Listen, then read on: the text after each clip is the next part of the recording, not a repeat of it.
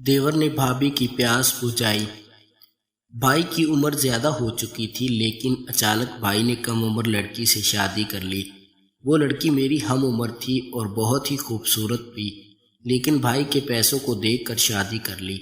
بھائی کی جوانی ڈھل چکی تھی، اس لیے بھابھی کے حقوق زوجیت پورا کرنے سے قاصر تھے۔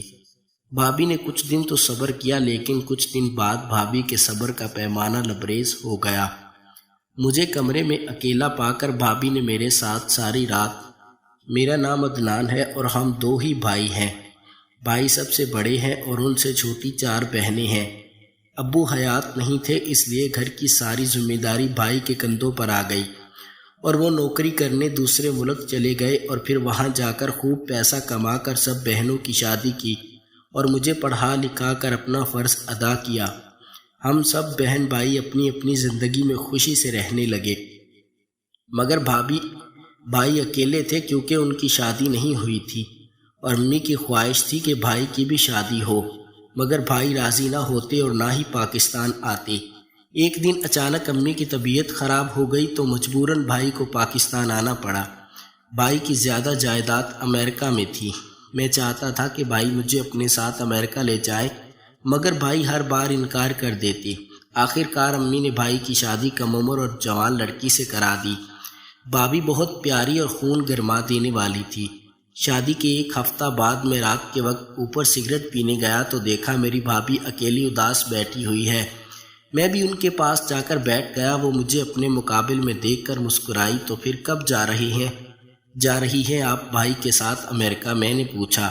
میری بات سن کر بھابھی کے چہرے کی رنگت بدلنے لگی اور بولی، تمہارے بھائی نے شادی کی پہلی رات ہی مجھے صاف لفظوں میں کہہ دیا تھا کہ وہ مجھے اپنے ساتھ امریکہ نہیں لے جا سکتے۔ اب تم بتاؤ کیا فائدہ ہوا میرا ان کے ساتھ شادی کرنے کا؟ نہ ہی وہ ٹھیک طرح سے مجھے خوش کر پاتے ہیں اور نہ ہی مجھے اپنے ساتھ امریکہ لے جانے کو تیار ہیں۔ میری بھابھی نے جذبات میں بہک کر مجھے سب کچھ بتا دیا، جسے سن کر میں بالکل حیران ہوا، کیونکہ میں جانتا تھا کہ بھائی بوڑھے ہو گئے ہیں، اب وہ بیوی کو مشکل سے ہی خوش کر پائیں گے۔ ہاں میں سب جانتا ہوں بھابھی، اگر آپ میری بات مان جائیں تو ہم دونوں فائدے میں رہیں گے۔ میں نے کہا تو وہ مجھے سوالیہ نظروں سے دیکھنے لگی اور بولی، ہاں بتاؤ مجھے۔ وہ میری طرف رخ کر کے بولی، میں جانتا ہوں آپ نے بھائی سے ان کی دولت کی وجہ سے شادی کی ہے، لیکن اب نہ ہی آپ کو دولت مل رہی ہے اور نہ ہی بھائی سے سکون۔ اگر آپ میرے ساتھ رشتہ بنا لیں تو ہم دونوں فائدے میں رہیں گے۔ ہم دونوں ایک ہو جاتے ہیں اور بھائی کو ہر دن تھوڑا تھوڑا سا زہر دے کر انہیں مار دیتے ہیں۔ اس طرح وہ مر جائیں گے اور ان کی ساری جائیداد آپ کے نام ہو جائے گی۔ پھر ہم دونوں امریکہ چلے جائیں گے اور وہیں پر عیش کریں گے۔ امریکہ میں بھائی کی بہت جائیداد ہے، وہ سب ہماری ہو جائے گی۔ میں اسے اپنا پلان بتانے لگا۔ میں کب سے اپنا پلان پورا کرنے کی کوشش کر رہا تھا، میرے ساتھ دینے والا کوئی نہیں تھا، مگر اب میری بھابھی ساتھ تھی۔ تمہارا خیال اچھا ہے، لیکن مجھے ڈر لگ رہا ہے اگر ہم پھنس گئے۔ پھر بھابھی نے کہا، کچھ نہیں ہوتا، کوئی ہمیں نہیں پکڑ سکتا۔ میں آپ کو زہر دینے کا کوئی اور طریقہ بتاؤں گا، آپ دیکھنا ہم کتنا کامیاب ہوں گے۔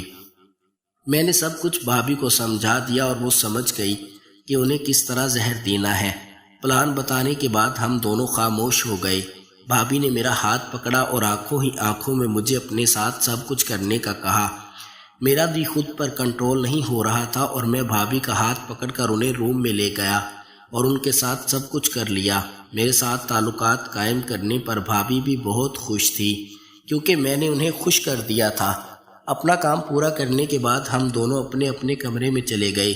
اگلے دن میں میڈیکل سٹور گیا اور اپنے دوست سے زہر کے قطرے لے آیا اور اپنی بھابھی کو دیے اور کہا کہ 2 قطرے اپنے سینے کے دونوں حصوں پر لگا کر بھیا کے قریب چلی جائیں۔ بھائی جب آپ کے قریب آ کر کچھ کریں تو زہر کے قطرے بھائی کے منہ میں چلے جائیں گے اور پھر 1 ہفتے میں بھائی کا اندر ختم ہونے لگے گا اور 3 ہفتے تک وہ مر جائیں گے۔ میں نے اپنا سارا پلان بتا دیا۔ تمہارا پلان تو اچھا ہے، مگر تمہارے بھائی میرے قریب بہت کم آتے ہیں، میں کیسے کروں گی؟ بھابھی پریشان لہجے میں بولی، اتنا چھوٹا سا کام نہیں ہوتا، لیکن یہ کام ہر حال میں کریں تبھی ہم کامیاب ہوں گے۔ میں نے بھابھی سے کہا۔ انہوں نے ایسا کرنے کی حامی بھر دی اور زہر لے کر کمرے میں چلی گئی اور میں اپنے کمرے میں چلا گیا اور اپنی بھابھی کا واپسی کا انتظار کرنے لگا۔ 2 گھنٹے بعد بھابھی میرے کمرے میں آئی اور دروازہ بند کر دیا۔ تمہارے بھائی میرے نزدیک نہیں آ رہے تھے، میں نے مشکل سے کام کروایا، پھر وہ سو گئے اور میں تمہارے پاس چلی آئی ہوں۔ اب تم اپنے بھائی کا ادھورا کام پورا کرو، میری بھابھی نے کہا، اور ہم دونوں ایک ساتھ کام کرنے لگے۔ بھابھی میرے پاس ہی سو گئی۔ صبح میری آنکھ کھلی جب بھائی دروازے پر دستک دینے لگے۔ عدنان دروازہ کھولو۔ بھائی غصے سے دروازہ پیٹتے ہوئے بولے۔ میں گھبرا گیا اور جلدی سے بھابھی کو اٹھانے لگا کہ اپنی آنکھیں کھولے، جلدی سے نیچے چھپ جاؤ، بھائی دروازے پر ہے، میں نے کہا۔ بھابھی بھائی کا نام سن کر ڈر گئی اور جلدی سے بیٹھ کے نیچے جا کر چھپ گئی۔ میرا دل تیزی سے دھڑکنے لگا۔ میں نے کانپتے ہوئے ہاتھ سے دروازہ کھولا۔ سامنے بھائی فکر مند انداز میں کھڑے تھے۔ کیا ہوا بھائی، آپ پریشان کیوں لگ رہے ہو؟ میں نے پوچھا۔ تمہاری بھابھی کمرے میں نہیں ہے، سارا گھر دیکھ لیا ہے مگر وہ کہیں دکھائی نہیں دے رہی، صبح کے 7 بجے پتہ نہیں کہاں چلی گئی ہیں، بھائی نے کہا۔ بھابھی چھت پر ہوں گی، بھائی کبوتروں کو دانہ ڈال رہی ہوں گی، میں نے جھوٹ بولا تاکہ بھائی چھت پر جائیں اور میں بھابھی کو کمرے سے باہر بھیج سکوں۔ بھائی میرے کمرے کے اندر جھانک کر دیکھتے ہوئے بولے اور پھر وہاں سے چلے گئے۔ ان کے جانے کے بعد میں نے بھابھی کو بیڈ کے نیچے سے نکالا اور پھر انہیں کمرے سے باہر بھیج دیا اور خود جلدی سے کمرے کا دروازہ بند کر دیا۔ دن کے وقت بھائی کی طبیعت خراب ہونے لگی، وہ خون کی الٹیاں کرنے لگے، میرا پلان کام کرنے لگا اور بھائی آئے دن بیمار رہنے لگے۔ میں بھائی کو اچھے ڈاکٹر کے پاس بھی نہ لے کر جاتا، سب کچھ ہماری مرضی کے مطابق ہی چل رہا تھا۔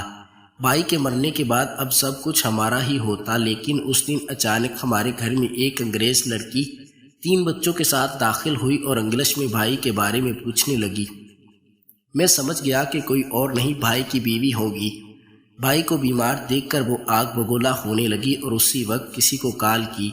کچھ دیر بعد انگریز ڈاکٹر پولیس کے ساتھ ہمارے گھر میں داخل ہوئے۔ عدنان یہ سب کیا ہو رہا ہے؟ ہم دونوں تو گئے۔ بھابھی ڈرنے لگی۔ چپ کرو، اپنا منہ مت کھولنا، میں نے اسے چپ رہنے کا کہا اور خود بولنے لگا۔ کون ہو تم؟ میرے بھائی سے دور رہو، یہ میرا شوہر ہے، میں جانتی ہوں یہ عورت اسے زہر دے رہی ہے، میں سب جانتی ہوں، انگریز عورت نے کہا۔ بھابھی ڈرنے لگی اور سچ بول دیا۔ مجھے معاف کر دو، میں نے یہ سب عدنان کے کہنے پر کیا ہے۔ اس نے سچ بول دیا۔ میں اسے آنکھیں نکالتا رہا کیونکہ انگریز بھابھی اسے صرف ڈرا رہی تھی۔ پولیس نے ہم دونوں کو گرفتار کر لیا۔ 1 ہفتے بعد بھائی نے میری ضمانت کروا دی اور بھابھی کی بھی۔ مجھے معاف کر دے بھائی، میں ہاتھ جوڑ کر بولا، میں تمہیں کبھی نہیں معاف کر سکتا۔ میں پاکستان اپنی ساری جائیداد تمہارے نام کروانے آیا تھا مگر تم نے مجھے دھوکہ دیا۔ ابو کا گھر میں تمہارے نام کر رہا ہوں۔ بھائی نے میرے ہاتھ میں کاغذ تھما دیے اور پھر میرے سامنے بھابھی کو طلاق دے کر واپس امریکہ چلے گئے اور ساتھ امی کو بھی لے گئے۔ میں پیچھے اکیلا رہ گیا۔ میں نے اپنی خوبصورت بھابھی سے شادی کر لی اور اس کی جوانی کے مزے لینے لگا۔